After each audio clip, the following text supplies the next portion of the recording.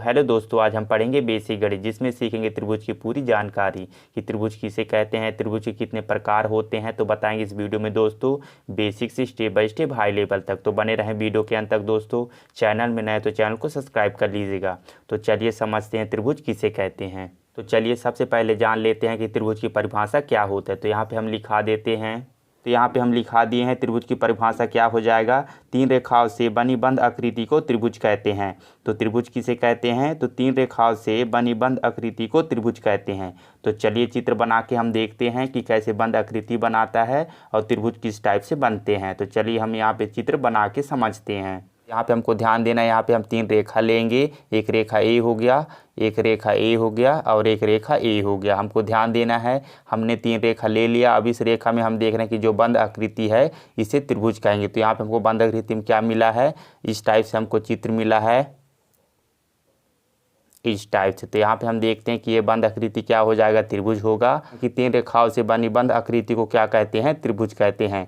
तो ये जो बंद आकृति है यहाँ पे क्या हो जाएगा, ये त्रिभुज हो जाएगा। तो यहाँ पे हमको ध्यान देना है, तो त्रिभुज में क्या होता है, हमको यहाँ पे ध्यान, त्रिभुज के शीर्ष को मान लेते हैं कि ए है और यहाँ पे क्या है, बी है, यहाँ पे सी है। अब हमको यहाँ पे ध्यान देना है कि त्रिभुज में क्या होता है। यहाँ पे इसको शीर्ष बोला जाता है, एक शीर्ष ए हो जाएगा, एक शीर्ष ए हो जाएगा। इसको शीर्ष बोलेंगे तो यहाँ पे ये शीर्ष हो जाएगा और यहाँ पे एक शीर्ष ए हो जाएगा, एक शीर्ष ए हो जाएगा। उसके बाद हमको ध्यान देना है त्रिभुज में क्या होता है, और यहाँ पे तीन भुजाएं हो जाएंगे। तो एक भुजा ए हो जाएगा त्रिभुज का, एक भुजा ए हो जाएगा और एक भुजा ए हो जाएगा। तो यहाँ पे हमको ध्यान देना है कि त्रिभुज में तीन शीर्ष होते हैं और तीन भुजा होते हैं। उसके बाद हमको ध्यान देना है कि त्रिभुज में क्या होते हैं, तीन कोण होते हैं। तो एक कोण ए हो जाएगा और एक कोण ए हो जाएगा और एक कोण ए हो जाएगा।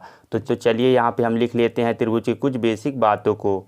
तो हमको ध्यान देना है त्रिभुज की पहली बेसिक बातें क्या हो जाएगा। तो हमको ध्यान देना है त्रिभुज को कैसे दर्शाते हैं। तो हमको ध्यान देना है, यहाँ पे छोटा सा त्रिभुज का चिन्ह लगा के दर्शाते हैं। उसके बाद हमको ध्यान देना है इसको किस टाइप से लिखेंगे, त्रिभुज ए बी सी, इस टाइप से लिखेंगे।